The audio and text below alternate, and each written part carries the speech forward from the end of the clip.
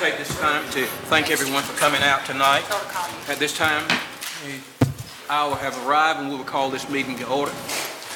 We will have our invocation tonight by Pastor Jerry Spruill of the Macedonia Missionary Baptist Church of Farmville, North Carolina. That's all.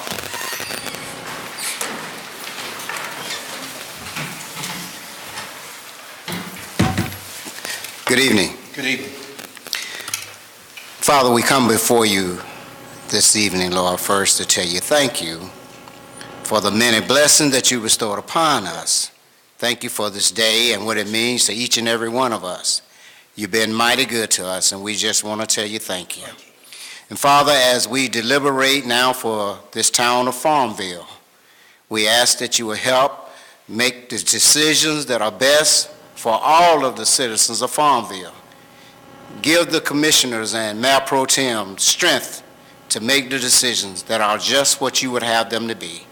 We thank you for all that are here tonight, and then we ask for a special blessing on the mayor that he may be strengthened in his weakness. Yes. We give it to you now in Jesus' name, amen. Amen. Have a pledge of allegiance to the flag of the United States of America and to the republic which stands, one nation, under God, indivisible, with liberty and justice for all.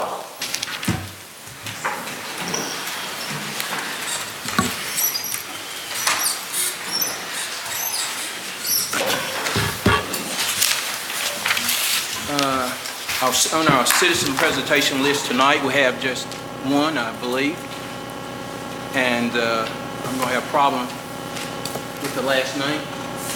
Salam. Okay, good. I didn't want to miscall it. This is just a formality that we do regularly. I'm just here to state that I do not agree to be invoiced for anything, any contract that I haven't specifically requested. And we all know by law that a contract, either party in the contract cannot be entered into contract under force, because force would make it null and void. So this is just a formality. Thank you very much. Thank you. At this time, we will have our town manager's comments. Thank you, Mayor Pro Tem, members of the board. I just wanted to mention a few things here. Of course, we just wrapped up another very successful 31st annual Dogwood Festival, and I think it was a great success. The weather cooperated, and just wanted to thank Ms. Johnson, the director, and all the volunteers. I think it turned out to be a great event. Also had a May Museum garden party yesterday that unfortunately I was out of town and couldn't attend, but by all accounts it's turned out to be a very nice event as well. A couple other things wanted to mention, a couple of projects. As you know, the town is doing some due diligence on a potential site for a new fire department that was optioned last September, and we have geotechnical service companies putting in proposals for the environmental assessment of the site. Those are due by the end of the day on Wednesday. I've already had two companies specifically reach out to me and say they were going to put in a proposal. And so that'll be the next step in evaluating that site. And then lastly, our library design workshop, our library design process. The new library project is progressing nicely. Library Director David Miller and I met with the architects last Friday, and they should have some schematic drawings for the board to go over with the board sometime hopefully next month. So that's all I had. Thank you. Thank you. At this time, we'll have our financial report. If there be any questions or any answers to any questions that you might need coming from Ms. Johnson tonight, we're ready. If there's any. Being none, we'll move on. Changes in addition and deletion to the agenda. I have one, and that is to motion to table item 10 under items of consent due to further deliberation on any possible negative impacts. Okay. Items for consent. have chosen to table number 10, changing Board of Commissioner meeting time to the first Tuesday of each month. David, what are we? Is the request to table it or to remove it from the consent agenda? remove it from the consent. Okay, to remove it from the deliberation. Just need a motion to remove it. Right, Okay, motion to remove, to delete it from the consent agenda, yes. take it off the agenda. Yeah. Okay. Do you want it discussed in the items Yes, for decision? I do, Okay, so move it to the items for discussion, just the way, correct. okay, just want to make sure. Mr. Mayor Pro Tem, I actually had another item that I need to add. Did we move that one? Yeah, we move that one to items for discussion. What number? Tape number 10. I know that, but which item will it be in discussion? Will it be 12A, 13, or We can take it to, can it be 16? It probably would be best if it was at the we have end. 16, yeah. All right, What'd you say, David, yes, if it was 16? Is that what you said? We could. 16, yes, ma'am. that's fine with me. It gets confusing when you do 12A, B, and all that, so if we just, it's good. The item that I placed actually in front of you, the contract for the auditor.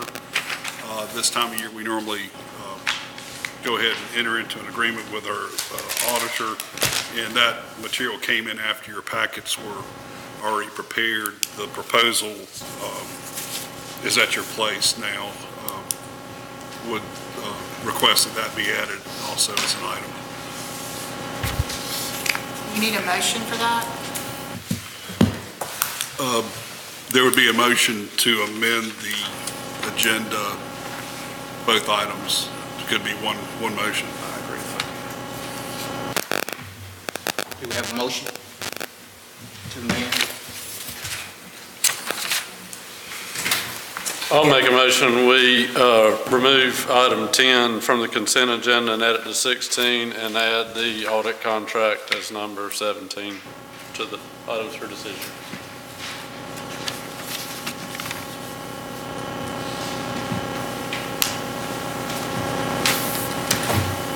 I think you voted on that. Oh, yeah, okay. We're all ready to vote, let us vote on this.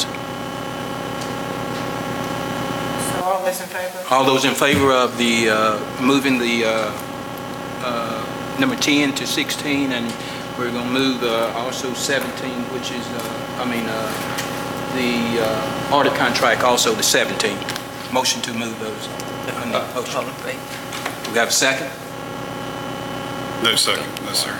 You don't need a second? Okay, all right, thank you.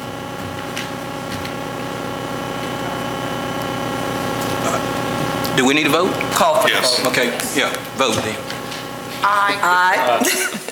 Aye. Seem like the ayes have it then. Thank you. Okay. Mr. Mayor Pro Tem, just for clarification, always, we didn't, I guess it was referred to in the pastor's prayer, but the mayor is not here tonight, and he has an illness he's recovering from, so Mayor Pro Tem Shackelford's been pressed into service sort of at the last minute, so that's why it seems a little bit disjointed at times. So. We're all muddling through this tonight. Okay. Okay, so now we're at items for discussion or decisions. I think the next item would be public hearings.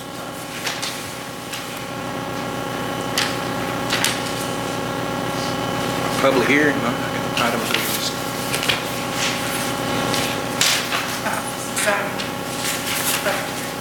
Oh, okay, excuse me, I'm sorry. Zoning order text amendment to change the permit and special exceptional use in the RA20 and the R8 and R5, the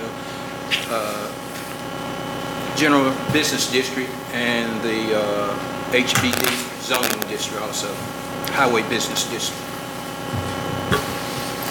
Number 2 is the zoning ordinance text amendment to eliminate the R12 district, rural business and neighborhood businesses, zoning districts, okay? These need to be done individually, is that correct? Right. That is correct, and I'll be glad to explain these Number one is a zoning ordinance. Okay. We have two items before you, two public hearings.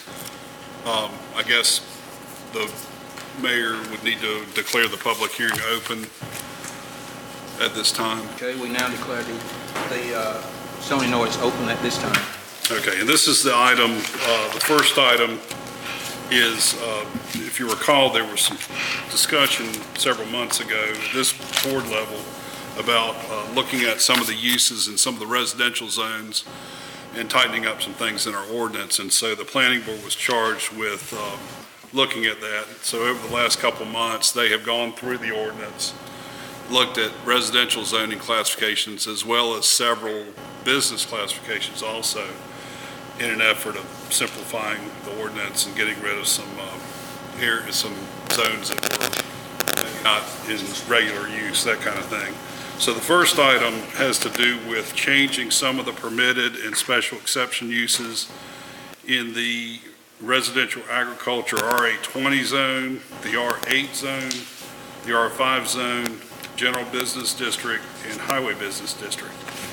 And in your packet is a report from the last planning board meeting where the planning board took action to recommend that these amendments be made. And so I won't go into all the details, but basically, if you look on the last couple pages of your packet or your agenda item here, duplexes become treated as a multifamily use. So basically, anything above a single-family dwelling is treated as a multifamily type use and would need some sort of special exception permit.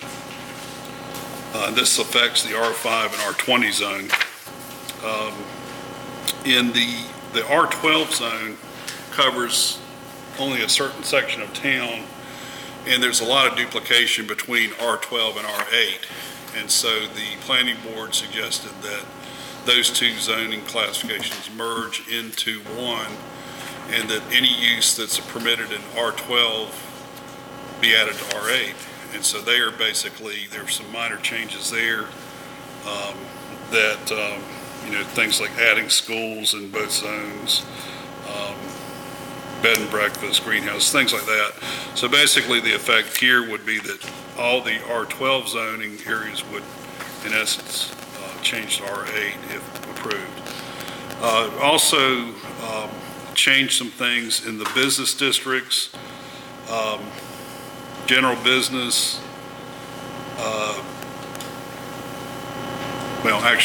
the rural business district is only used in one area in town, and it's out near the Hustle Mart area.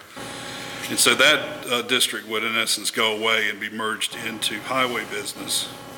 And then the neighborhood business zones would be merged into sort of a general business classification. That's primarily along Church Street around the Zippy's Mart in that area. So with all these items changing, the effect would be elimination of the R12, the rural business, and the neighborhood business zoning classifications because they're not really being used now.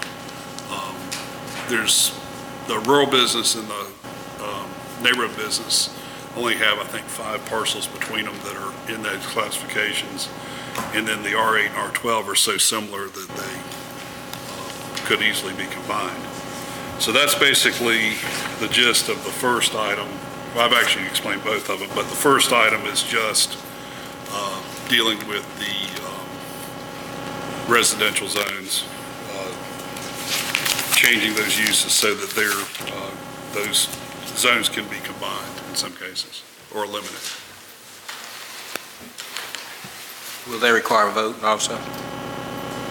Or what? Would they require a vote, or that's just information? No, I just explained that now you need to hear from the public if there's anyone that wishes to speak. Anybody from the public care to speak on that, either one of those? Being none, No, needs to be a vote to close the public need to be a hearing. vote. I make a motion, we close the public session. second? We don't need a second, just, okay. All those in favor? Aye. Ayes have it. Thank you. Okay, okay, that would be the vote on the closing the public hearing. Now you need to have a motion to enact the ordinance or change it or amend it or whatever. I make a motion, we adopt the proposed amendments to the zoning classifications. Got a motion? Floor? Need a second? No second. We don't need a second? Okay, good, okay. Any discussion? Okay. Being no discussion, I think we call for the vote. All those in favor of the motion that we have on the floor? Aye. Okay, the ayes have it. Okay, the second item is the zoning ordinance that would, in essence, eliminate R12 rural business and neighborhood business zoning districts. And I want to note that because, well, I mentioned R12 is going to be merged into R8, and you have to meet all those dimensional requirements. Rural business district would go away and be merged into the highway business district. Then the neighborhood business zoning district, there are certain properties that are zoned that aren't business properties. For instance, on Church Street, there's several houses that are zoned that for some reason. So before we make those changes, we need to consult with the property owner, find out what would be most appropriate for those properties and get their input. And so if you look at the ordinance, the effective date, most of your ordinances, the effective date is immediate. In this case, the effective date is September 1st, 2018, which would allow us to get input from the property owners affected and find out what their plans are for the property and to, in essence, rezone it to the district that best fits that property. So you're eliminating it, but it doesn't take effect until September 1st if you approve it. Okay. Open up for discussion. Public hearing, excuse me. Yeah. For public hearing, I'm sorry. Open the public hearing.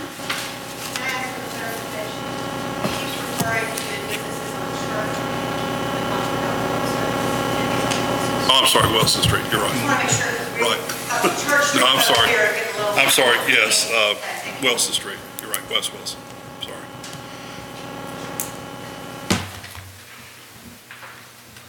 Colonial Inn, that area, then there's some houses around there. All right.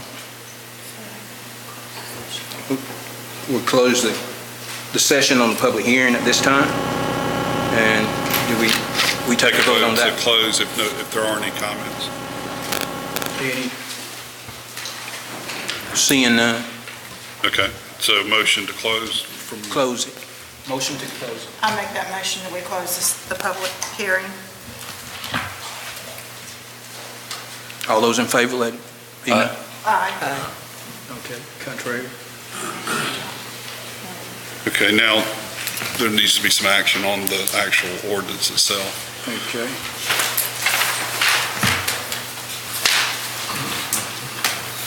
Do we do this,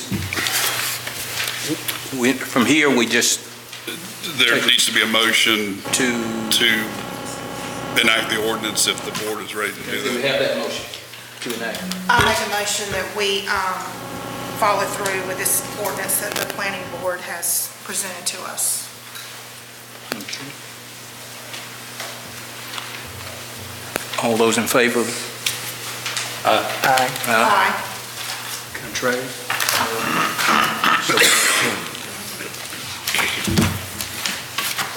Okay, I think we're down now to items for discussion or decisions. The consent would be next. I'm sorry. It's all right. We got to approve the consent motion, okay, this time. This is my first rodeo. I will make a motion that we approve the items for consent with the changes that were made previously. Okay. That would be items 3 through 9 and also 11. Right. Yes, sir. We move 10. All those in favor, let it be known using your voting sign. Aye. Contrary? No.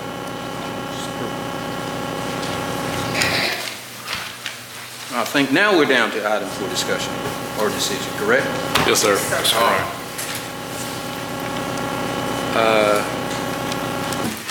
Let's see here. David, We will begin our presentations now. Oh, yeah. And doing this presentation that we're required here is 5 minutes. 5 minutes. Good evening. I'm Betsy Hughes, and I'm serving as president of the Farmville Community Arts Council this year.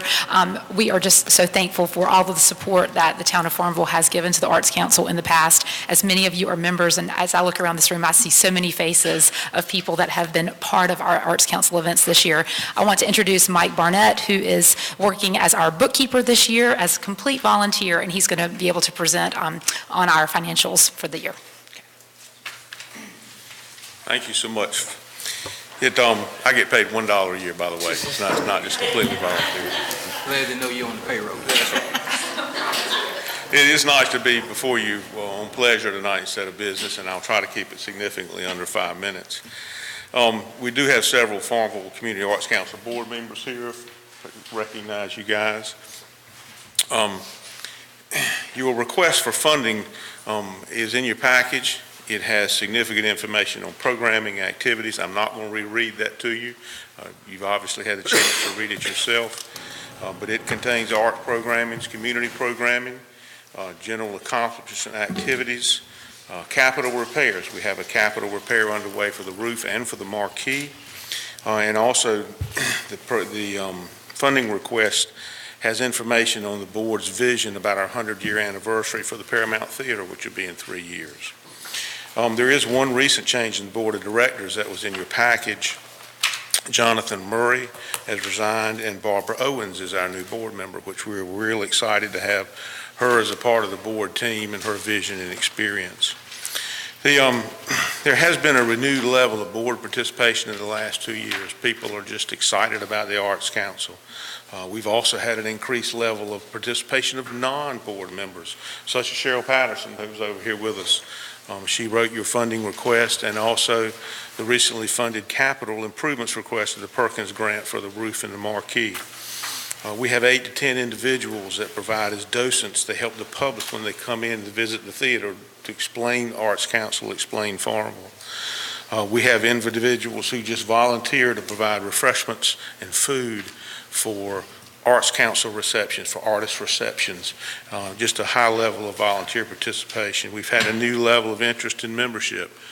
We have 6 to 8 committees that are part of our bylaws, and those are populated with 4 to 5 people each. So we've had a high level of local participation in our programs. We have taken in the last, I say 5 to 6 months, a very critical look at our finances and our management. We've examined our expenses and we've tightened our belt significantly, working to cut waste, and if we didn't need it, we got rid of it. We've also made capital expenditures that have resulted in reduced expenses. Fixing the HVAC unit, stopping the roof leaks, all those things have saved money. If we expect the Arts Council, if the Arts Council expects the town to provide funding, the board feels it's imperative that we're good stewards of our own funding as well. The consequences of a vibrant and active Arts Council, to have that Arts Council right downtown as a viable and stable downtown entity is quite an asset to the town of Farmville. We feel like we provide a financial value to Farmville. We have a lot of large programs, even small programs, that there's high foot traffic, high exposure to town, and there's money that comes into the town because of the programming we do. We also recognize exposure from art, music, theater, and history that Farmville citizens in the Farmville area school system probably wouldn't get without the Arts Council being there. We intend to use the funding you provide to us and that you invest in the Arts Council to pay the basic ongoing expenses. We have utilities. We've got to heat and cool the theater space. We've got phone, internet, insurance. And one you really didn't, I've never even thought about till I became bookkeeper, is every time there's a program, you've got to clean the theater. You can't bring them in 7 bathrooms that haven't been cleaned and the floor that hasn't been swept. So that's a significant basic expense. The town support will provide basic operations for the Arts Council. Other revenue streams that we have can be used for additional and enhanced programming. Donors do prefer to give to programming and specific needs and not basic support. In summary, we hope that you will recognize the fiduciary efforts we've made to manage the Arts Council's funding. We hope you'll recognize the value the Arts Council brings to the town of Farmville, and hope you recognize the cultural opportunities the Arts Council provides to our town that would not be otherwise available. I thank you for your time. Appreciate your consideration of the request for funding, and be glad to entertain any questions you might have. Thank you. Thank you.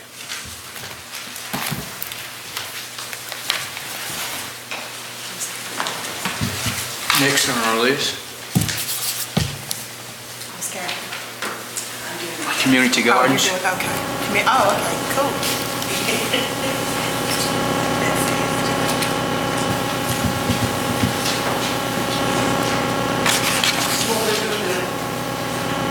Community gardens. Community gardens. Hi, I'm Bess Patton, representing the Farmville Community Garden, and I want to thank y'all for your support last year. We've done a really good job. We've got 16 by 4 beds. We've got compost piles. We've got a fig tree. Had some other stuff. We're working with the Boy Scouts, some Eagle Scouts that are going to put up some more beds and a building so that we can acquire tools and store them. We've done a lot of outreach at y'all's suggestion. Last year we worked with the Boys and Girls Club and a couple of the summer camps teaching food preservation and gardening. And we worked a lot with the soup kitchen, and I have no idea how many people we have actually touched with our fresh produce. But we do want to thank y'all for what you did last year, and we hope y'all can help us out again this year so we can continue to grow. I think we've done real good in 1 year. Thank you very much. Do y'all have any questions? Thank you. Next, we have the Farmville Rescues, EMS. Good evening again. Thank you for the opportunity to come up here and speak for y'all tonight. The funding request we're projecting for next year is to actually purchase a generator for our building. We are actually one of the only 2 departments, fire, EMS, or law enforcement departments in this county that do not have a generator. So if we lose power, town loses power, we're like everybody else, back to manually raising our doors and different things like that.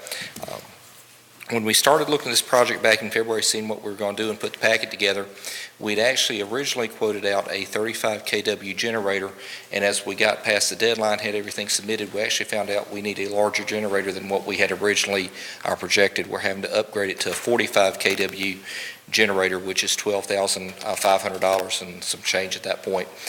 With the installation that was not included in the price of the generator, that adds another $6,500 to the project.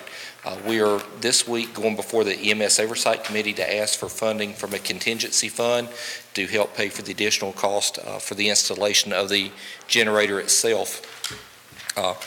Also in this process, while we're having the electrical work looked at and things in the building, we found out that out of our 2 panels in the building, we have a 1-phase panel and a 3-phase panel. Brian Shackford came up there to look at that, and we were trying to figure out what happened or how it done. As we've discussed in the past, the building was built many, many years ago and through various processes. And what Brian and our electrician both looked at doing and made the suggestion, during this process, we're going to convert the 3-phase panel back to 1-phase panel. We're going to get rid of the 3-phase line that y'all have coming in from the town line to the station and put us back on a one-phase system, which will reduce our energy cost in the process. So we're actually getting a few different benefits out of this process while we do it. The other thing on this process, we're actually having to hook up to an LP system and not natural gas. We called Piedmont Natural Gas, asked them to come quote, running a line there and hook it up to the generator. And Piedmont Natural Gas said it's not worth it. We're not coming because you could be open for 100 years and never save the money that you would save by sticking with an LP system. Basically, they got to run the LP line from somewhere on the other side of the country club under 258 to the station, or somewhere on Wilson Street by the duplexes at Field Street is about where they said the natural gas line that they could find they could run to us on. So based on their recommendations, we went ahead and looked at an LP system, which did save some money in the overall cost of the generator. Benefits we're going to have if we have an ice storm, rainstorm, or hurricane or anything like that, we'll be 100% operational. We don't have to worry about shutting anything down. Our crews can get the bay doors up and down, so we won't have different various issues there. And that's what we're looking for this year as far as our funding request. I know Commissioner Elks asked earlier how the remodel and everything's going this year. We finished one of the restrooms that got done, completed. He finished the second restroom, got it fully up, ADA compliant, wider doors, everything like that. He's presently working on ceiling tile, replacing all the lights on the day room side, getting the LEDs put up. And when we started that process, I looked at some of the insulation up there and realized there was some mold in a few areas. So we went ahead and told them to take all the insulation out of that side of the building and get that where there's no mold over there at all. So when we talk about the monies we used last year, we're stretching them as far as we can, and that's our intent with this year's request also. Does anybody have any questions? I do. Yes, ma'am. Okay. You said that it's going to basically cost you $19,000 to put this generator in from start to finish. 12.5 plus 6.5, yes, ma'am. Okay, so $19,000. And you're going to go before... The EMS Oversight Committee, which is the county committee who oversees all of EMS in this county, they set up our yearly budget. They approve the budgets that go through them. They have, every year they set up a grant matching fund, and then they set up a contingency fund. And I actually know there's money left over in this year's contingency fund. They've got two requests Thursday night. One is from Winterville EMS for $30-some thousand for getting a manual lift stretcher in, and then our request for the difference in the generator price of $12,000 up to the complete installation.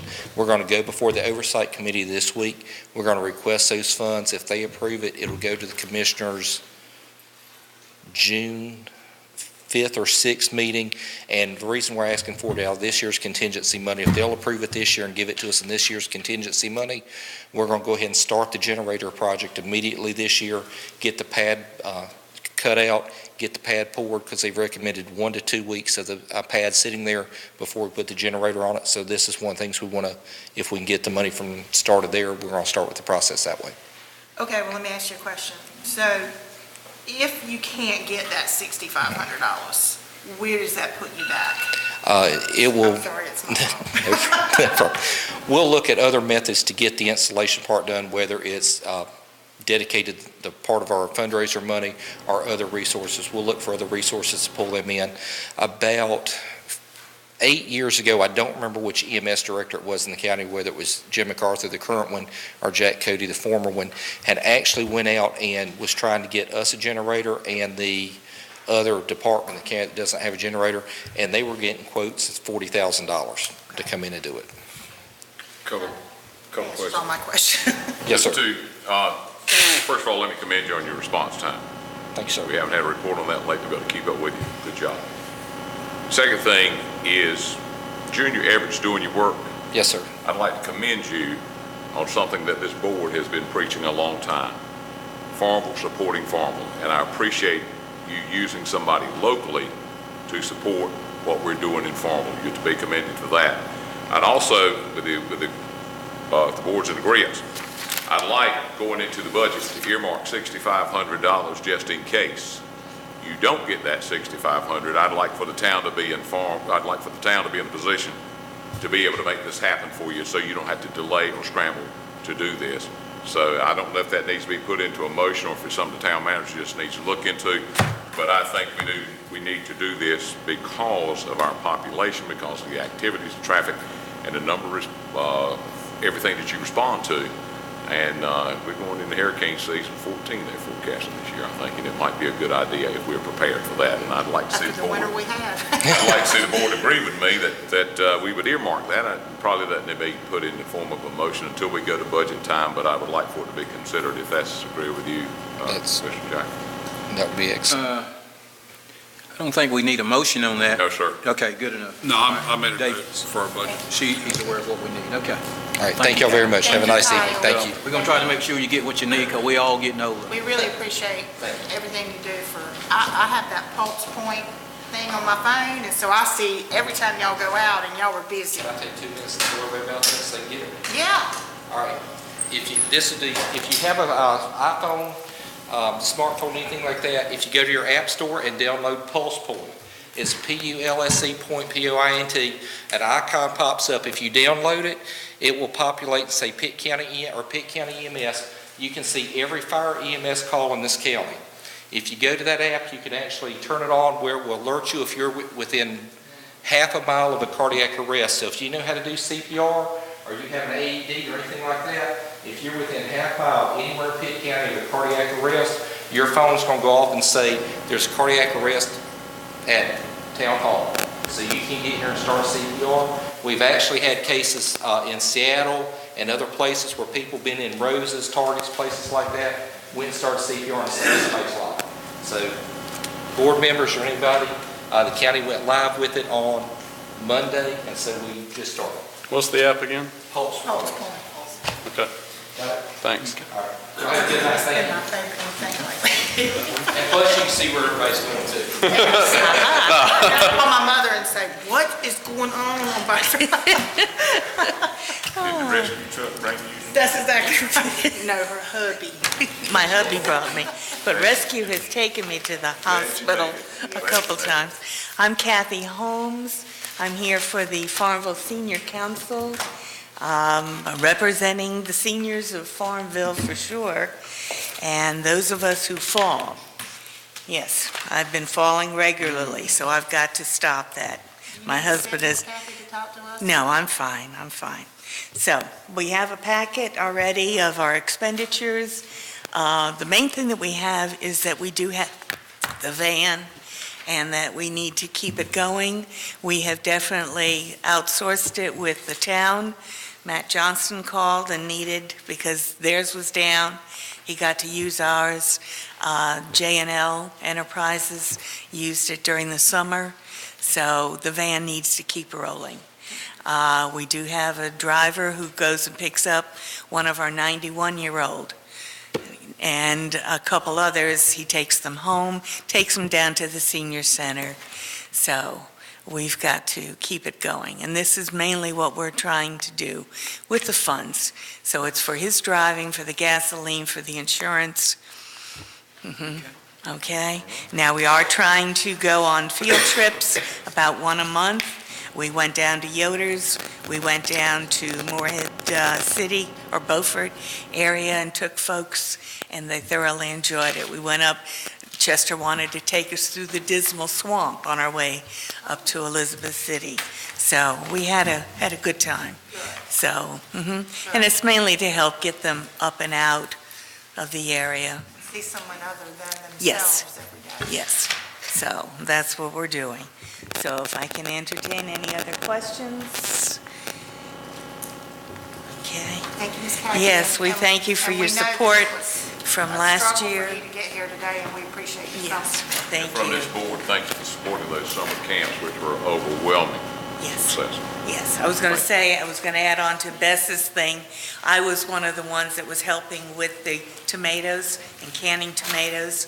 And those girls just, when they came back and saw their jar finished, and they thoroughly enjoyed having their hands in the tomatoes when they were blanching them. Oh, good. That was their best part, they said. Good. Good. Yes. Thank you, Ms. Kathy. Need some help? No.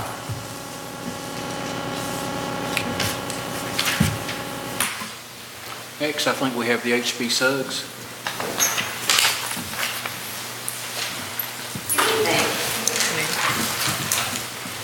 I brought two of my teachers with me to do our request tonight, kind of give you a little bit of background. Last year, you guys graciously helped us, so we were asking for the same support.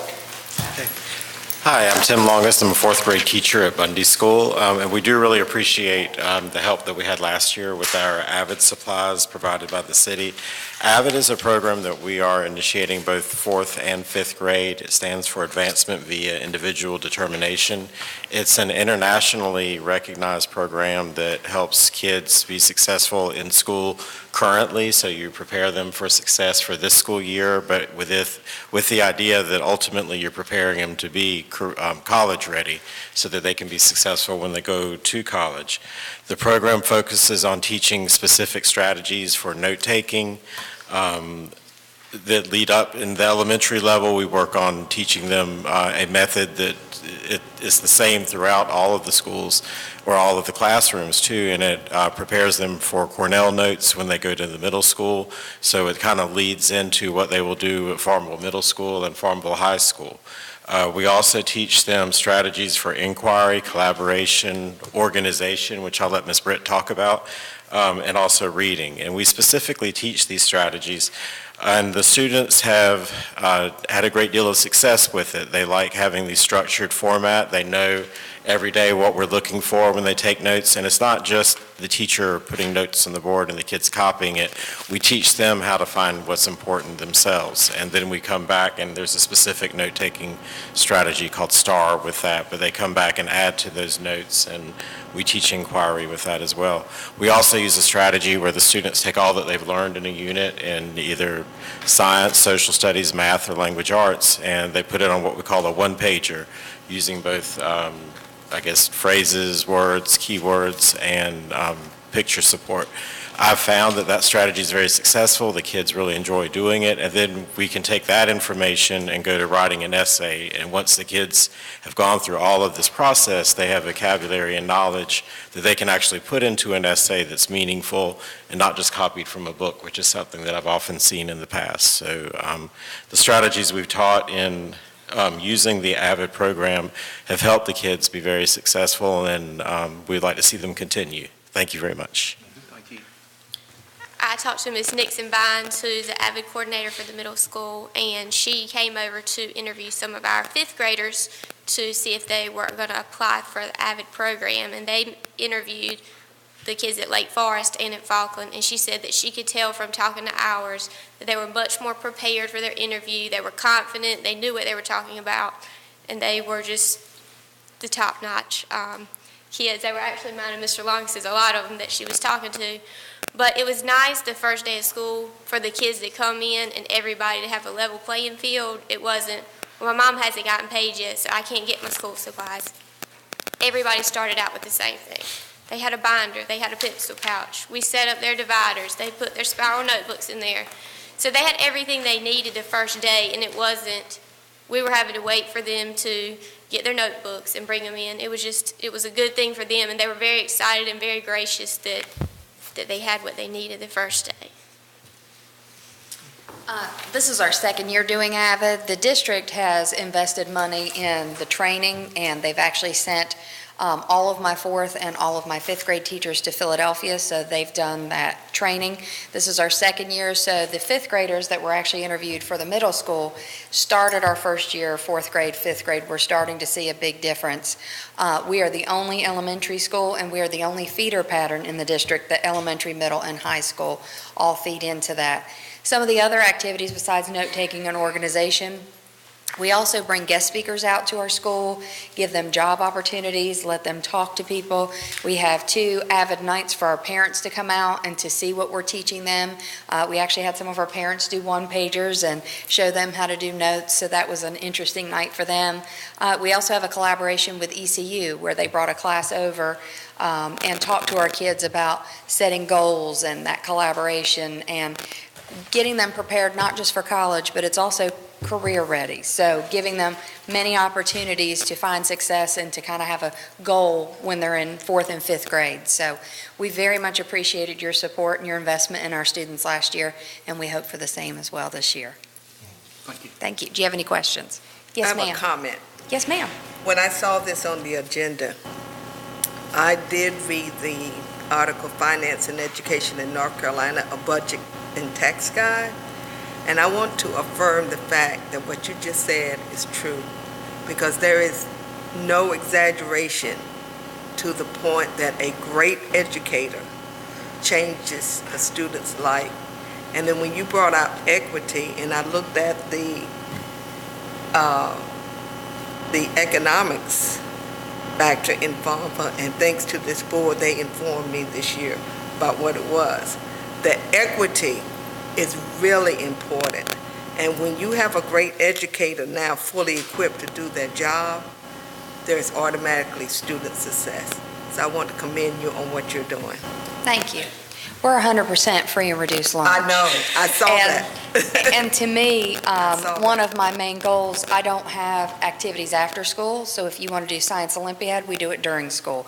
Battle of the Books, during school. I very much try to make an equitable, even playing field for our students, and this is one way. It's not my mom could only afford this kind of binder, or I haven't gotten this yet, or my teacher's spending out of pocket. They already spend hundreds, if not thousands of dollars. And to me, this was something that all of my kids were proud of. They all had the same materials to start day one. So, and that's a thank you to all of you and your investment. I was so impressed to read that. Thank you. Any questions? Just a congratulations on School Palooza. Thank you. Thank you. Year 3. Great job. That's right. Thank you. Appreciate your support. Thank you. J&L Enterprise. You're pretty good. Good afternoon. Good afternoon. It's me again. I'm here on behalf of the Board of Directors for J&L Enterprises, and we are most grateful for the funds that you gave us last year. They made our camp go up a couple of notches, and we had some very, very happy kids. The camp was very successful, and I trust that the action report that we sent was adequate for letting you know what we did with the funds that was provided to us. Our goal remains the same, and that is to offer this free summer program to disadvantaged children, underprivileged, who would otherwise not have a summer camp of any kind. We had 6 weeks last year. However, this week we will cut it back to 4 because I think it's much better to give them more trips than more time. Summer camp to me is all about getting out and seeing the world, as well as the arts and the crafts and all of that. But this year we have our schedule already ready, and they will be doing a couple of trips every single week. And so it is our motto that our children today truly are our future leaders of tomorrow. So we are back again this year wanting to do the exact same thing, and that is to continue to provide these summer camps.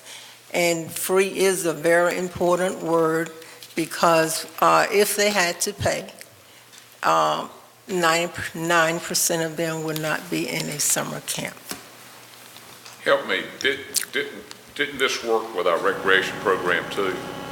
No. It did not work with the recreation program? No. Did it work with the lunches that they were feeding at school? Were the kids able to get lunch at school too? When we were not on trips. Okay. Yes. Okay. So the kids were in a position that they could be fed every day. Unless they were on a trip, they were going to be fed anyway. So the kids got fed during this camp. They got fed breakfast, they got fed lunch, and they got a PM snack every single day. That's exactly what I want to hear. Every single day. Absolutely. Thank you. You're welcome. Any other questions? Thank you. Thank you. Pitt Community College.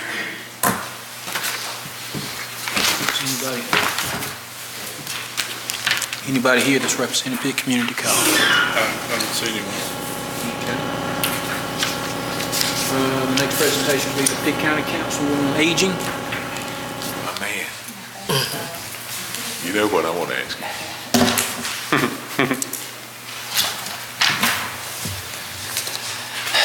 Good evening. Good evening.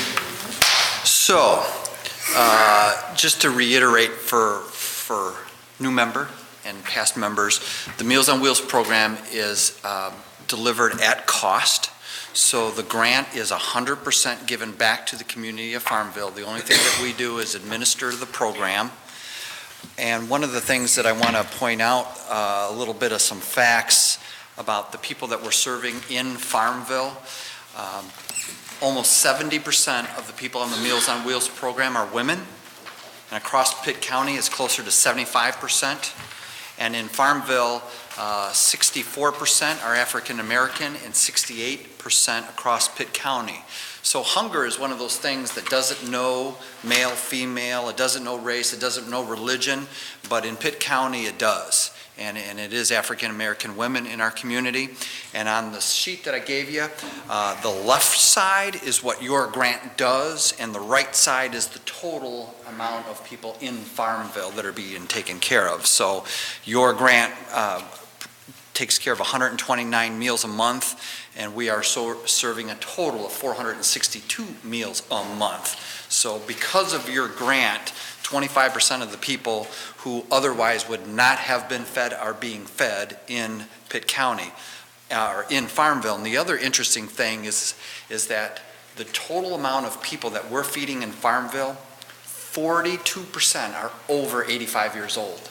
So these are the neediest people, and over 75% of them are alone. So these are very rural, targeted people that we're taking care of because specifically of the grant that otherwise would not be served.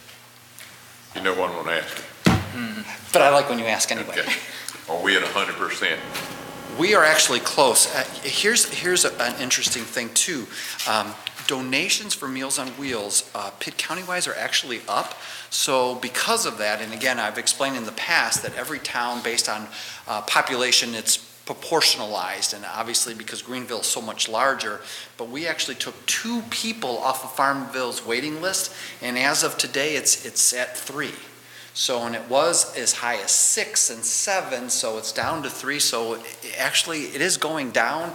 Part of it is the awareness that we still have people that we know that live in rural areas outlying in Farmville that need the program but have not contacted us. We can't contact people, so if you know people who are homebound, alone, isolated, and definitely have food issues, they need to call the Council on Aging so that we can feed them. And the waiting list is probably about 45 days, and historically it's been about 8 or 9 months. So because the donations are coming in, people are coming off that waiting list a lot quicker. Rick, we were one of the few towns in the country that this board had 100%. Well, and people that know me, I talk about Farmville as an example to other elected officials, and maybe someone here might also be an elected official, that towns need to be aware that in order to take care of our town, we've got to look at these kind of things. And here's a program that there is no overhead in it. There's no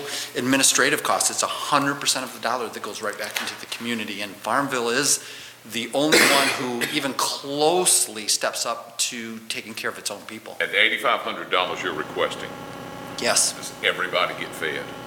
We're still at the 2-3 people. That being said, how much more do you need to get us to 100%?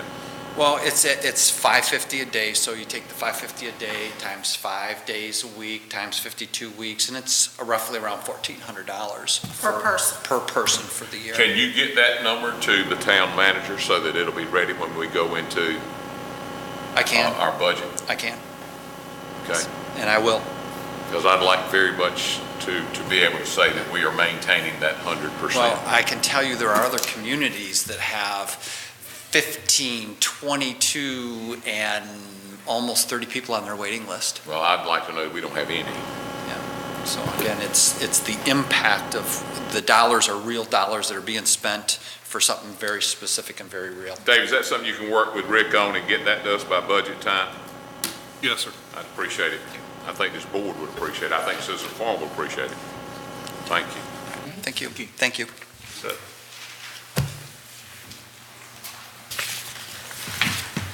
Okay, we're down to 13. installation of fiber optic cable in the town right away. Carry on to broadband. Dave, you got that for us? I got it. Oh, got it right? Yep. Good evening, Board.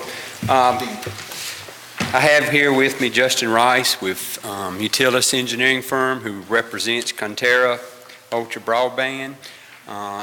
He's here to ask, and they are asking for permission to put some new fiber in our right-of-ways, extending from Church Street on North Fields over to Horn, and then all the way down to Main Street, and then it's going to go out of town in the state right-of-ways, which they've already got permission to do. So it's about a half a mile, I think it's 2,500 feet or something like that. And the reason this has been, I don't know if y'all recall, about 10 years ago or so, MCNC came through town and ran fiber, and the purpose of the fiber is to connect all the county and state public school systems together so they can all interact with each other. And it lets them connect to each other, it lets them connect to the internet. And what they're asking is to put this new fiber in as a backup, as fault tolerance to the system they have now. If the fiber goes down now, they don't have a way to reroute it around the problem, and that's what they're here to do, and that's what they're here to ask for. And Justin would be glad if anybody has any questions. I think it's a very good idea. They can reroute it pretty quick if anything goes down, and they're right back up. And I think it would be a good thing to allow them to do this. I have a question. Okay. Is this a backup system for connectivity? Connectivity, yes. The system's in now, but they've only got two main fibers that they're running on, so they're trying to get some extra ones in here, so if those two fail, they can reroute it to these other fibers and keep the schools connected and online at all times. Okay, I have a couple questions. Number one, this is at no cost to us? Is No that cost to correct? us, No yes. cost, okay.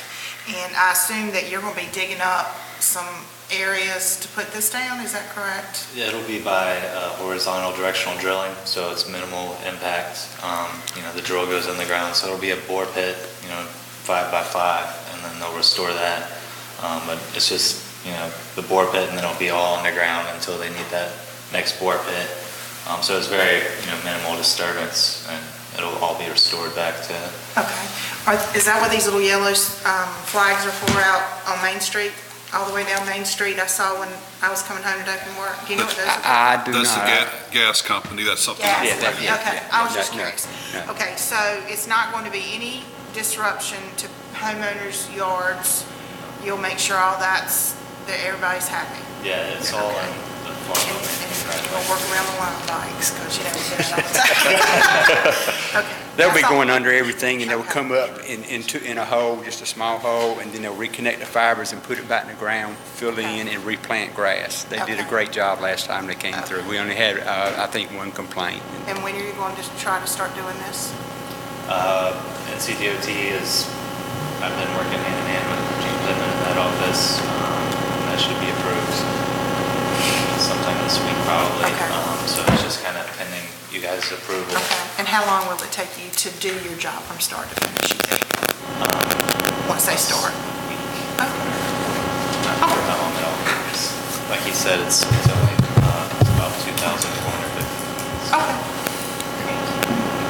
Yeah. Any other questions? Yeah, Matt, will this interfere at all with field construction?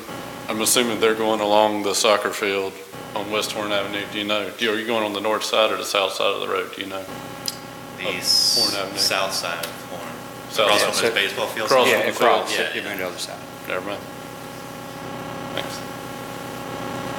Gotcha. I had one question or one requirement I think we need to require, and I'm sure you do this, some sort of certificate of insurance that names us as an additional insured in case you hit a water line or something where the town is named an additional insured for that job. Okay, yeah, we can get that over from. Okay. And they've also, and I also talked with them, they are, once they finish, going to supply us with as-built drawings so we can add to our system, so we know where everything is. Oh, good. Good, great. Thank you.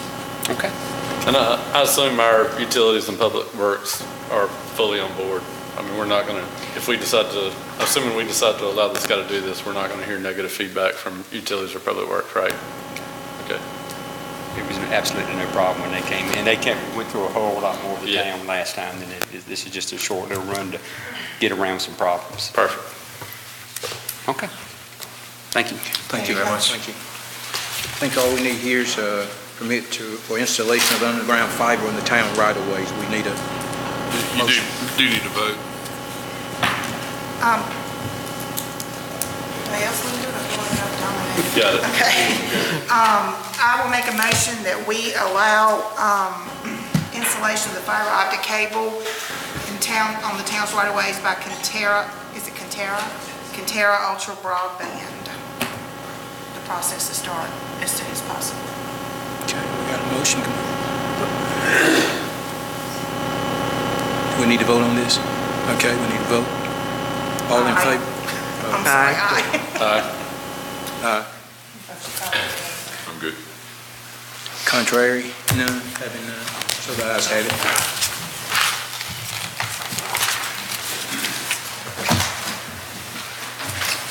Uh, 14 is the Target Business Incentive Grant Program. Okay, members of the board, this is the same item that was presented to you at last meeting. This is the incentive program, proposed incentive program that would incentivize new businesses or target businesses that we desire more of, or in certain places in town, going in vacant buildings or buildings that have been vacant at least 12 consecutive months. The last meeting, the board, at that time, we didn't have a list of target businesses. I received some input from some of you and some citizens, and put together a list of potential target businesses. But basically, just to refresh your memory, this would be a grant program that would, the maximum benefit would be $5,000 per business. It would be, could be used to offset some utility cost in the first few months of operation. After the first 2 months, you couldn't get it in the first 2 months, but after that, you'd be eligible for some assistance on your utility bill, maybe some rent, things like that. But only utilities that relate to the town of Farmville. We wouldn't pay for gas or some other, or if someone is on another electric system, for instance. So the target businesses that were identified as a start would be, as I mentioned, any new business locating in a building in the downtown business district that's been vacant for at least 12 consecutive months, immediately preceding occupancy. Any new business locating in a building within the corporate limits of Farmville that has been vacant for 12 consecutive months, immediately preceding occupancy. And then these are some other businesses that were identified as possibilities: a daycare center, a hardware store, urgent care facility, an art studio or gallery, specialty and boutique retail, and any new business projecting gross annual sales of at least $250,000, which of course translate into jobs too. So this is just the list that I put together. Obviously, it's subject to addition or deletion from this board. So just wanted to get this back in front of you since we had discussed it last meeting too. Does the $250,000 apply to all businesses in terms of the projected gross annual sales? It is a gross number. It's not net. It's not profit. It's just that you're a viable business. But I mean, it applies to all the new businesses. Right. If you're on the target list and you don't meet that, you don't have to necessarily meet it if you're a daycare center or a hardware store or whatever. It's just if you're not one of these target businesses or in a downtown location that you, in a building that's been vacant 12 months, then you could also meet it by just having gross sales. Good. David, did you explain how you came about the target businesses? Did you explain that? Some of them came about in discussions with people in business here, citizens, commissioners, just input from various sources. Just to be clear, but anybody could be considered? Yes, sir. Yep. Okay. Right. But this is just a sample, okay? This is, well, now, if you adopt this list, it would be just those on this list. So if you want to add other businesses, or if there's something that you know of that doesn't fit into this, again, the last item about the $250,000 in gross sales, that's sort of a catch-all. That could be any business anywhere in town that just meets that threshold. Well, the reason I ask you this is because these are things that I have been seeing pop up in focus groups, and I was just wondering if, because it kind of looks to me like we've been hearing this before, but what would happen if something else would pop up that we may not know could be handled on an individual basis? It very well could, yes, sir. So we can do that. So if I make a motion that we do this and somebody comes in tomorrow and says, I would like to do something, it can be considered. Right, and there's also other programs too. This is just a program that can be used with, say, the facade grant program, or if you're renovating, we have several things for owners of buildings. This is just something special that you don't actually have to own it, you just have to own the business. Well, I think this is a useful tool, and it turns the entire town into an incubator, in my opinion. Right. So if you're anticipating a motion, Mr. Shackford, I'm prepared to do as such. Okay, we need a motion. I'd like to make a motion that we adopt the Target Business Incentive Grant Program and target businesses for eligibility. Everybody good? All in favor, let it be known by voting. Aye. Aye. Contrary? Being none? Motion passed.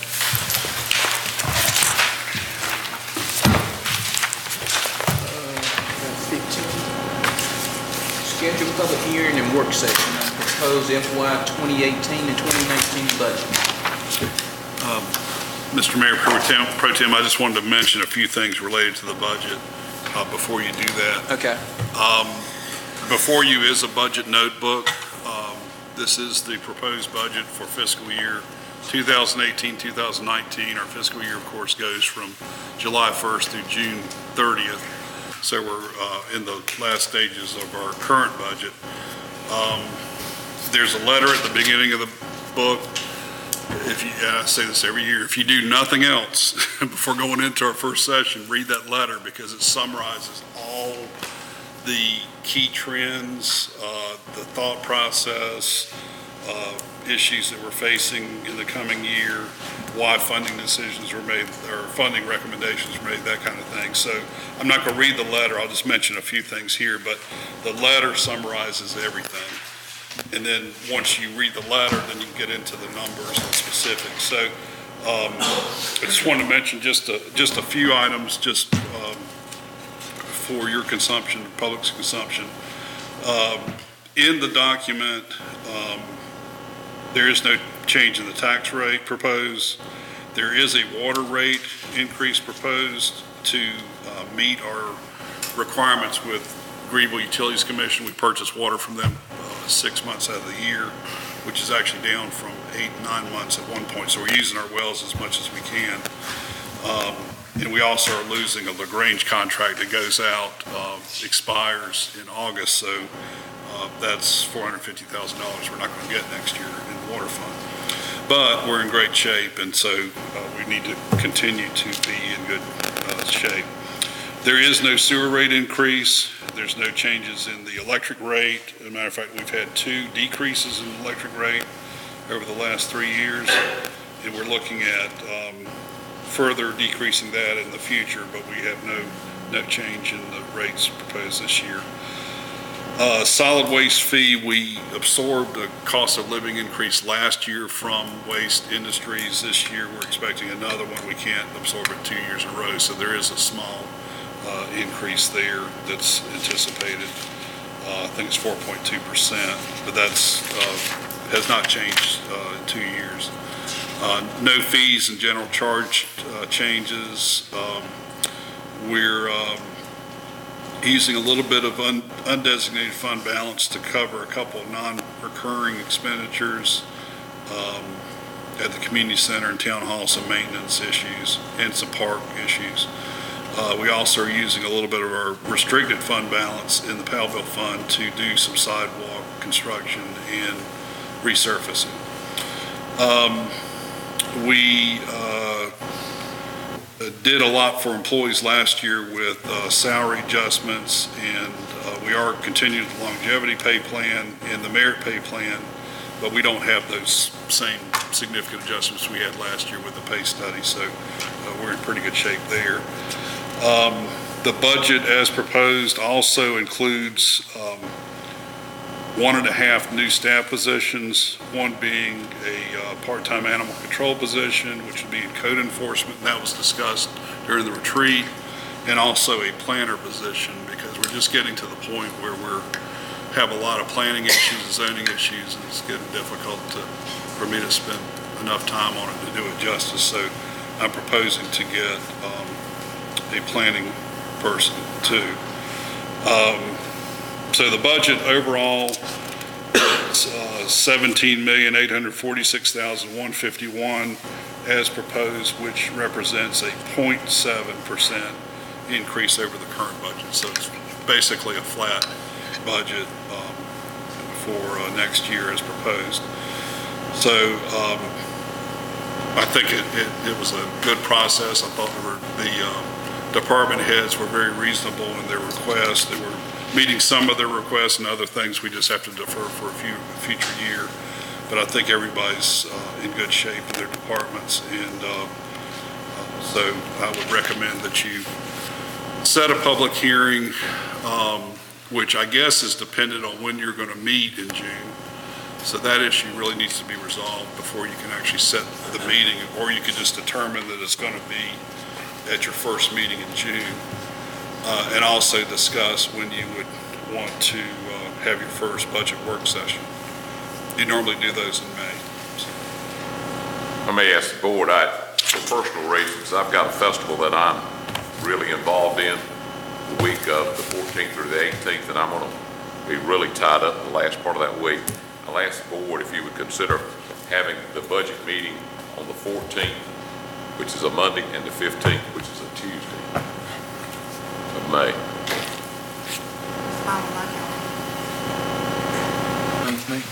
I can be here in the morning of the 15th, but I won't be able to be here the afternoon of the 15th. Maybe we would be through by lunch when we follow suit.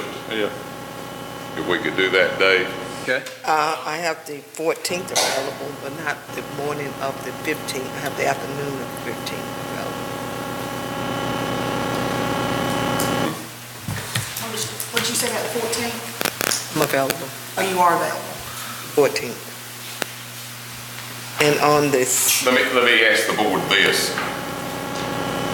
It usually takes us a day and then part of the next morning where we hear,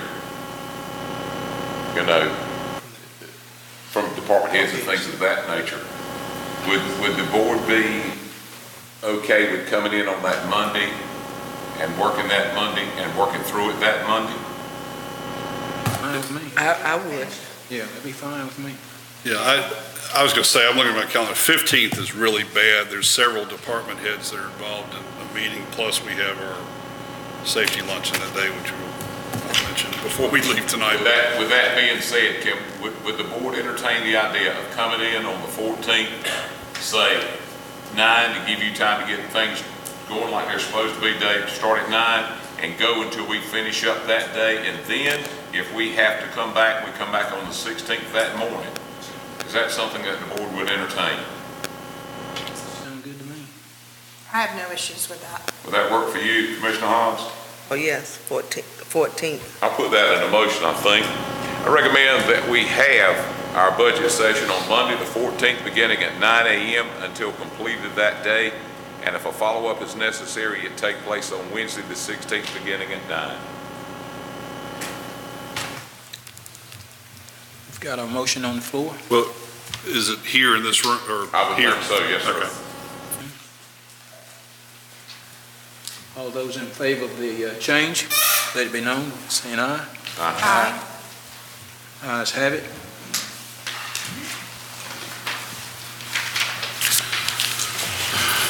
Okay. I think we've got number 10, the change of Board of Commissioner meeting time to the first Tuesday of each month to, David, we probably need to set that public hearing before we move forward, don't you think? Well, we do, but it's related to item 10. Yeah. Unless you just want to say it's the first, whatever your first meeting in June is. first Tuesday in each month, what you got here.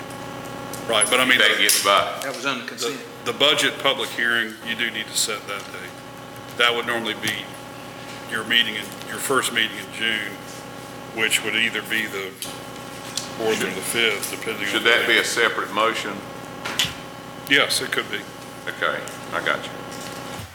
So we would be talking about the public hearing being at the June meeting. First June meeting. Because you've already voted to move the July meeting back into June. Right, okay, I got you, okay. David, can I make that part of our motion? Yeah, go ahead. Make a motion that the public hearing be set for the monthly June, the monthly June meeting. The first meeting, first monthly. First meeting. The first meeting in June. Right, I forget what to do. I'm on that. Okay, yes, that's the motion for the first meeting in June. There you go. All right. All those in favor, let it be known by saying aye. Aye. Contrary? No. Ayes have it.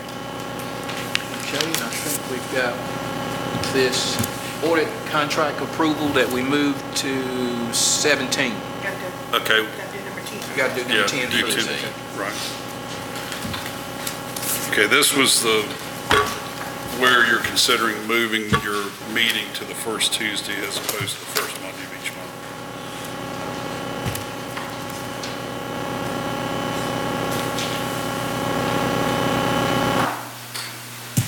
Well, I asked to move that, so I guess I should go first.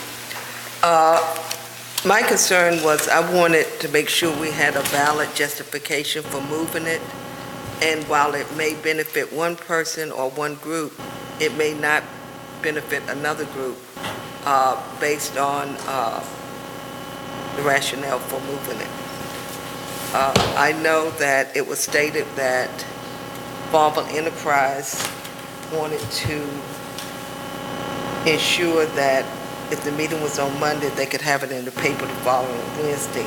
And that would not be the case if it was moved to Tuesday. It would be the next Wednesday before it could be removed. And then there was the concern that the fire chief meeting conflicted with this meeting, and that would give them an opportunity to attend the meeting on Monday. So those are the two issues.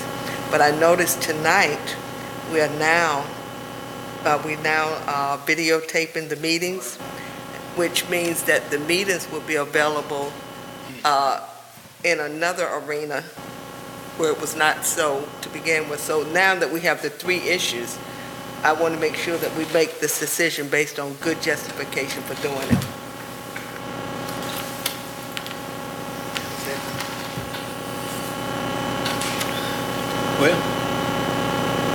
But they were moved, as Dr. Hobbs plainly stated, the meetings were moved to Monday to give the newspaper an opportunity. And after 10 years of hard work, tonight the people are going to be able to see it and see what's going on. And that's something that I'm real excited about. The other side of that is that if you notice, we do not have a representative from the fire department now. And that was a concern of theirs, that the chief could be here if we were to meet on the Tuesday night. The reason we moved it from Tuesday to Monday was to give the newspaper an opportunity.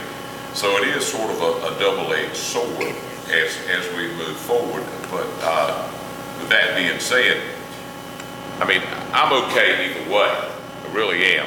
Because I think now that people have an opportunity to see it and to read it, I think the only downside is that the fire department representative, and I'll use the word representative, is not able to be here. And I would assume that a fireman would much rather be at the fire department meeting than he had to have a meeting. But that puts them at a disadvantage. So that's what we have to deal with. And but again, we don't have anything on the agenda tonight related to the fire department. Rescue, yes. Fire department, no. And I think that's probably a point that needs to be debated.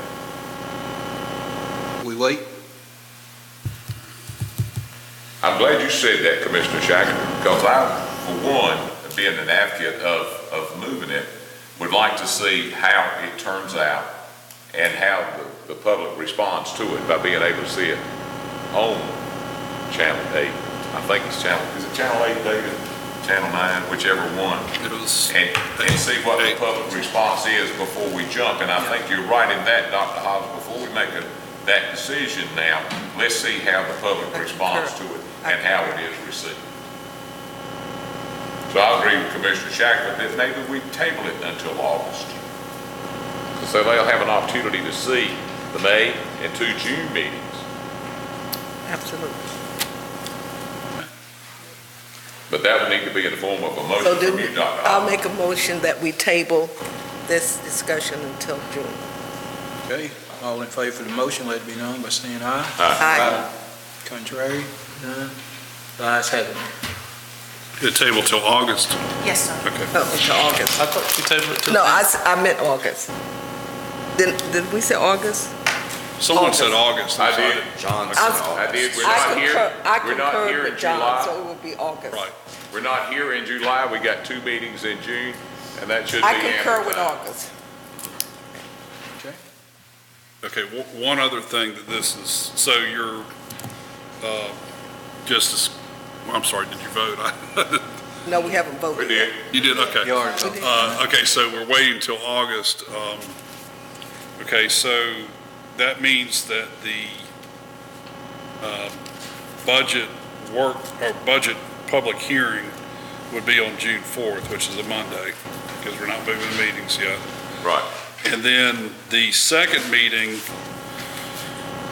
because I thought you were going to move it, under the consent agenda, you moved, number 11, you rescheduled the July board meeting to June 26, which was be a Tuesday, which you can certainly keep it on a Tuesday, but if you want to just continue meeting on Mondays, then you would need to reconsider that and move that. Number 11 would need to be amended to meet on June 25th, Monday, or you can just leave it like it is. It's up to you. I don't want to confuse you. I just want to make sure we're consistent. I think because we are going to try to use this as a test pattern, that we probably need to stay with Monday, to go to Monday the 25th. And so, does John need to amend his motion, or do we need a separate motion for that, David? The motion said that the budget hearing would be held at the first meeting, and the first meeting was just established to stay as. Right, that's resolved. I'm going back in time to item. Let's keep it simple and keep it on Monday until we make a decision if that's agreeable with the board. Okay, so if that's the case, then there needs to be a motion to. 4th of June and the 25th of June? Yes. Right, for But we the already 11th voted needs to be, change go back to June So 25th. That's already been done, I would think. But in last month, we voted to change, last month we voted to move our July meeting to July 26. Is that correct? June 26th. I mean, June 26. Which means it would be the longer. So now we got to re-vote to go back to June 26. We got to do this.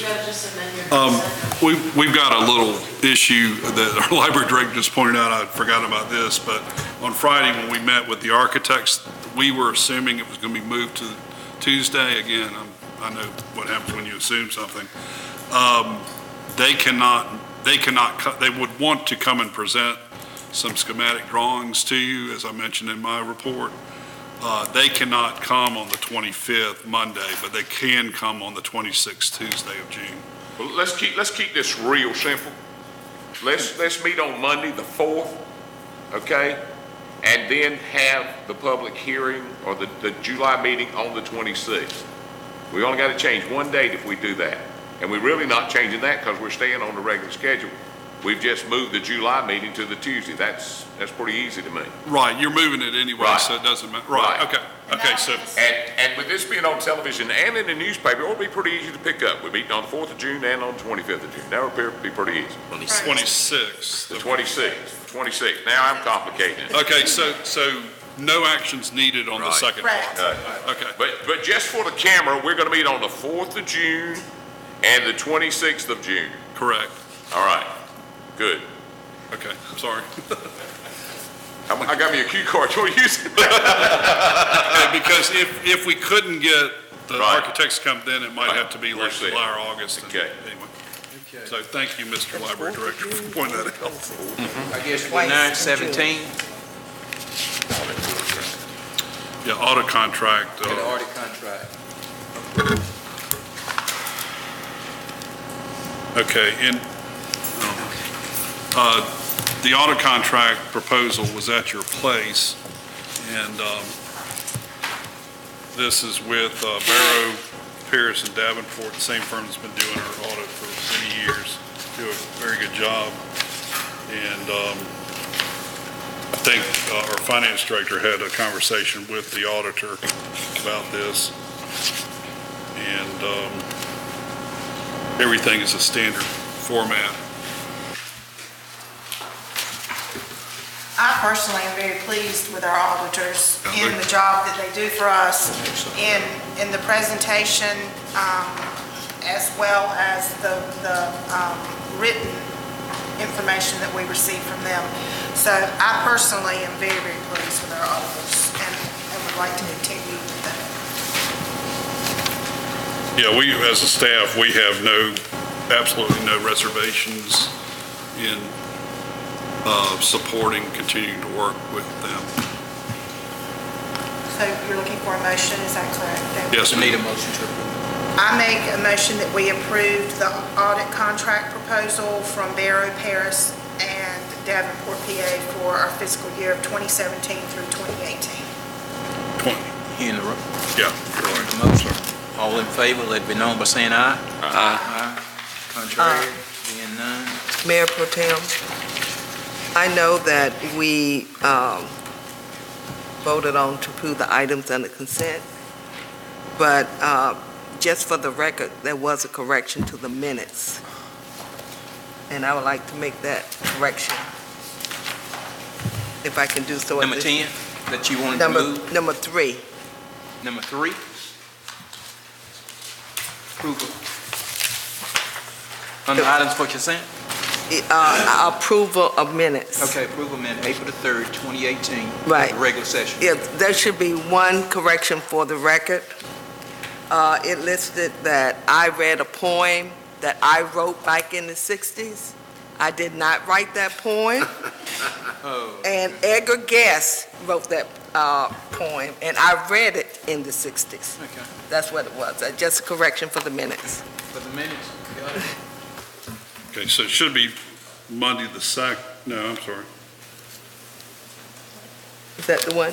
What was the, okay, yeah, April, the correction is about the poem, right?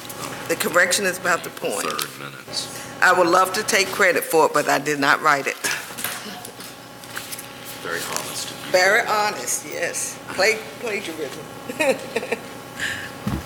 Okay. Make that correction. Got it. All right. Need a motion to amend. Yeah, you probably need to make a motion to amend. I make the a minutes. motion to correct the minutes, that the poem myself was written by Edgar Guest and not by Alma Hobbs.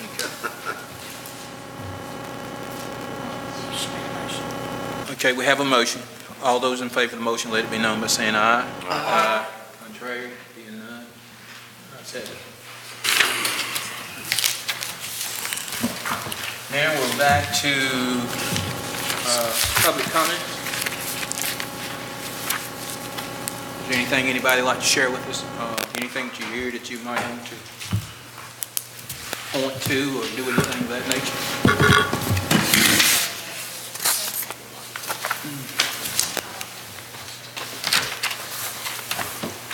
Good evening, board. Good evening. My name is Jay Johnson. My wife and I own the Farmville Flower Basket. I come to you this evening a little confused about something.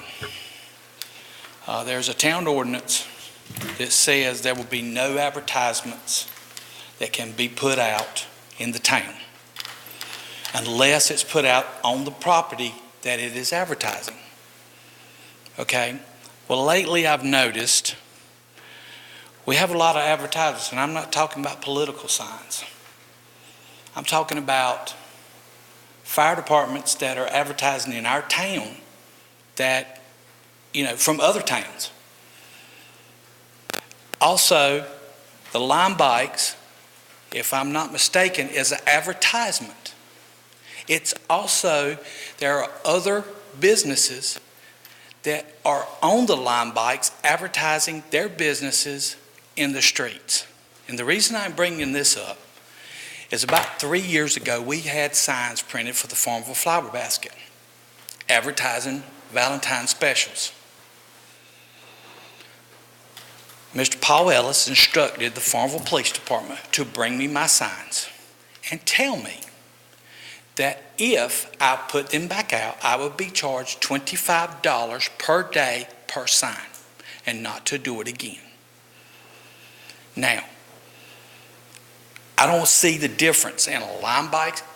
What's keeping me from putting a bicycle with Farmville Flower Basket and putting it in all the sidewalks, in front of people's businesses, in people's yards? My question is, do they have permission from these people to put them in their yards? At the end of Ryan Drive, by the ball fields, one Sunday morning I got up and left, and I live in Eaglebrook. One of the bicycles was laying down by the stop sign. I come back 2 hours later and it was standing up. Now nobody did this. They're strategically placing these bicycles. Nobody stopped riding them there. I've noticed them in front of the funeral home. There's 2 behind my shop right now, between the trash can and the back door to the newspaper. Now who stopped riding a bicycle right there? 2 of them together. But in my opinion, I feel like that this town, and I think the Lime Bikes are a great thing, but I feel like I'm being force-fed to accept the Lime bicycles. They're everywhere. And that's fine, but they're in places that they don't need to be, in front of stores. I saw 3, the corner lot, the corner building that Phil Lewis has bought. There was 3 up in the little area there. Who stops riding bicycles there? And I'm just confused with, I can't put a sign out as a business owner advertising my business, trying to get business, but yet somebody can take a bicycle and put it in the middle of the sidewalk where a handicapped person can't get up on the sidewalk. Why? Because the bicycle is right there in the way. I'm just a little confused with all that. So if somebody can enlighten me and explain to me what the difference, because I've noticed one of the Lime Bikes has a little placard on the side advertising a local business, and I'm not going to say who it is. But I don't think that's fair. You're telling me I can't do it, I can't put a sign out? Because the town ordinance says if you put a sign, an advertisement, it has to be in that particular place. In other words, I can put a sign out in my shop advertising my business, but I can't put one on the street. I can't put it down in the road or anywhere else. So I'm just a little confused by what's going on. I think it's a double standard. So that's my comment, and if anybody can straighten it out, I'd be glad to listen. Thank you.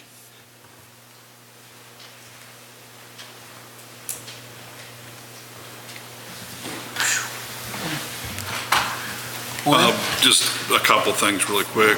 Lime Bike, we have had some discussions with the Lime Bike folks, not about advertising, because that's not really part of our agreement with them, but about placement, making sure that they're not blocking sidewalks, blocking business doors, things like that. They are moving them around. They are moving them to places, according to what I've been told, and I know the chief's had some dealings with them too. They do have pretty good data on who's riding them where, so you see them a lot at, say, Bennett Park, because they're getting a lot of use down there, or Piggly Wiggly, or wherever they're around Town Hall, the library. There are people riding them. So probably sometime, probably not the first meeting in June, but maybe the second meeting, we'll have get them to come and give a report on, sort of what are they seeing with their experience. So that's one thing. So we can get that information to you, and I can get some information in the meantime from them too. As far as the signage goes, can't speak to past. I know that our ordinance does allow off-premises signs for special events and temporary things for a certain number of days, but Jay's right, they're not supposed to stay out there all the time. And we do go around and try to get them, but, as soon as you pull 5 up, another 10 pop ups somewhere. We get a lot of, especially on the edges of town, we have, intersection like, out on Moy Turnage and that area, that intersection is pretty popular for these signs popping up. And we do contact those people, but we don't have, like Paul only works 2 days a week. And so he is going after these things. And the police department, I don't know, you don't go around and pull up signs, I don't know that you ever did. So it was always a code enforcement thing. And so we probably, can do more in that regard, but we do allow temporary permits for signs, advertising, and then of course events and things, like if a church has an event or whatever. It's correct that, we probably shouldn't have fire department sign or advertising an event in another town, but we do allow the signs to be put up to advertise events in our own town, for fire departments, clubs, things like that. So, but we'll take a look around a little bit more and probably try to step up some of the enforcement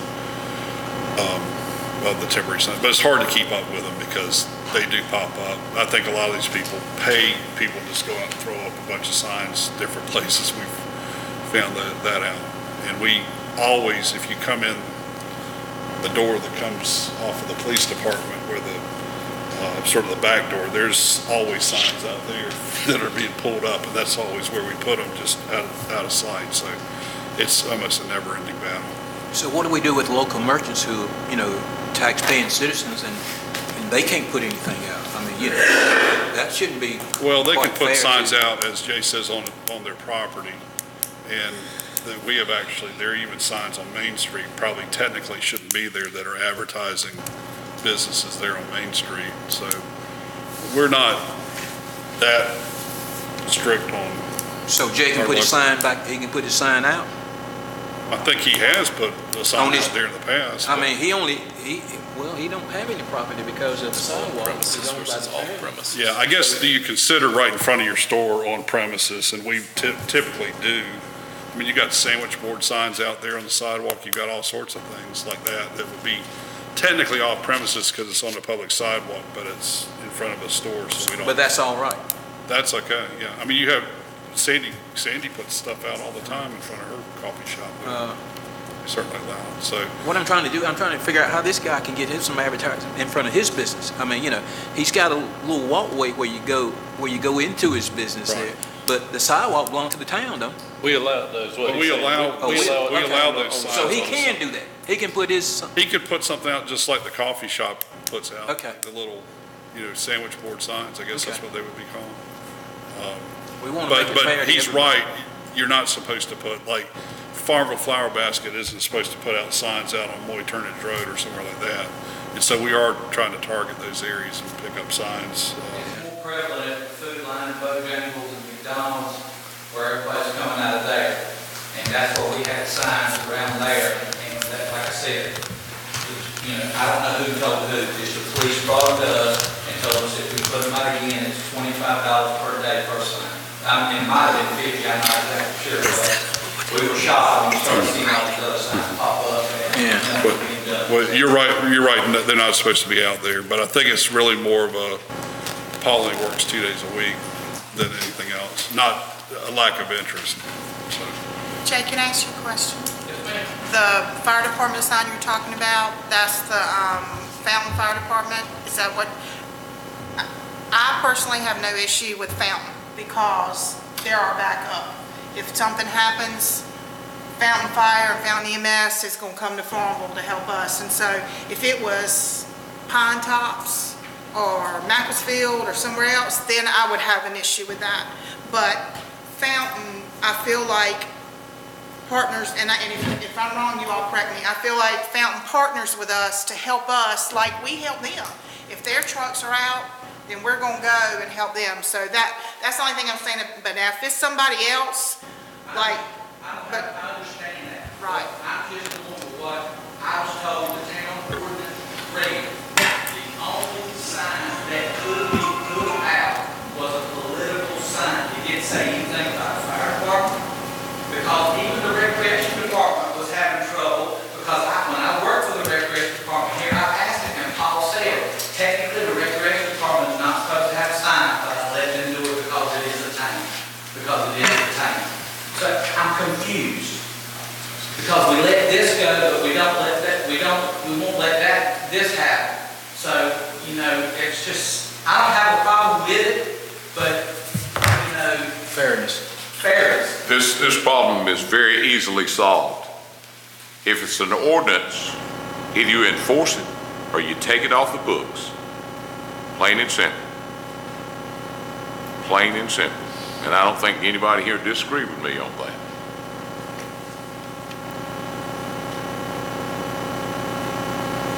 As long as it's fair for everybody, I mean, I don't have a problem with it. But when you let one group do something and won't allow the other group, then I have a problem, especially when you're a taxpayer here in the town.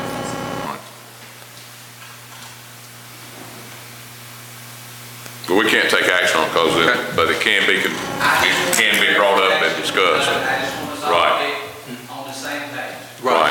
Makes sense. If John Joe can do it, then why can't Sally Jane or anybody else? If I may speak, I think the point's been made, and I think it will probably be discussed very soon, and I'm sure that it'll be put in the right hands. Is that fair? Oh, yeah. I personally have a problem with that piece of art that we put up with all these political signs plopped right in front of it on that little piece of property.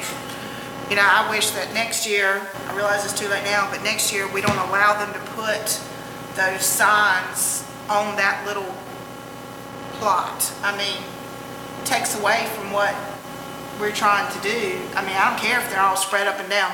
That little, where the modern art is, there's probably 25 political signs all in front of it, and it drives me nuts every day I ride past. And I don't mind the other ones there, but I do mind those because they shouldn't do that. We'll make sure they're down Wednesday or Thursday. Yes. I appreciate that. I prefer Tuesday night that they all go Yeah, get theirs. most of them do, especially And I don't mind them on the street and all around the edge, but I think that's disrespectful. But that's just my personal opinion. That's just disrespectful that there's been attention paid to that little round area, and they got plenty of their signs spread everywhere else. And I mean, there's huge wooden signs that have been put there, and I don't like it. Let's go. Yep, we got closed session. Anybody else have anything? Okay. At this time, before we close out, we would like to recognize, I think, Edward Spruill. If you would come forward at this time.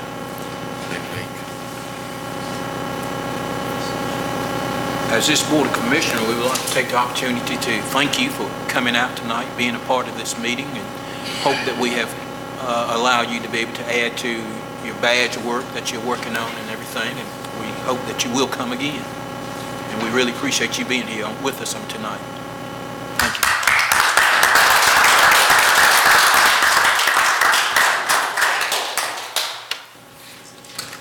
We need a motion, is that correct, David, to go into closed session? Yes. At this time, I'd like to make a motion that we go into closed session. I have to read the GS number. It is NCGS 143-318.11A6.